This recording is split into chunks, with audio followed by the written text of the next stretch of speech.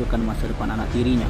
Siswi kelas 2 SMA inisial Kuntum digagahi berkali-kali oleh Ayah Marta tiri yang Dinata ditangkap yang petugas seharusnya Subdit menjaga 4 kehormatannya. Renata Ditreskrimum Aksi Polda Sumsel pemerkosaan antara yang dilakukan dilakukan telah Marta menuduh Dinata putri akhirnya terbongkar sambungnya setelah ibu berulang kandung kali korban terancam memergoki penjara ulah hukuman suami 15 tahun. yang menggagahi anaknya.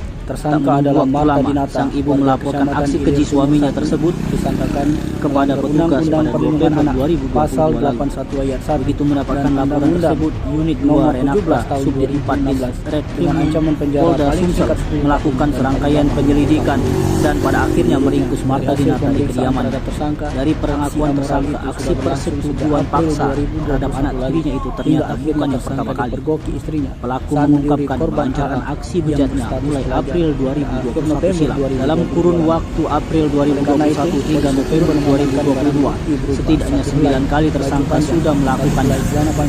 Marta Dinata mengaku sudah 3 kali berumah tangga dengan ibu korban. Selama 3 tahun menjalani bahtera rumah tangga, diakui Marta Dinata dia istrinya kerap bertengkar, bahkan secara belak-belakan menangkap Marta Dinata usai dilaporkan telah menggagahi anak tirinya berusia 16 tahun yang masih duduk di bangku SMA kelas 2. Marta Dinata alias Marta ditangkap polisi setelah sang istri memergoki pelaku cabul tersebut setelah meniduri anak tirinya tersebut, yang langsung melaporkan perbuatannya ke Polda Sumsel pada penghujung November 2022 lalu. Kejadiannya ini terjadi pada tanggal 7 November dengan dari korban AB, seorang pelajar masih di bawah berumur 16 tahun. Kemudian tersangka berinisial MD adalah seorang guru yang tinggal di Palembang. Dengan kronologis kejadian bahwa pada hari Minggu tanggal 27 November sekitar pukul 7 malam di rumahnya di daerah Gedung 1 Palembang didapati si tersangka sedang menyetubuhi korban.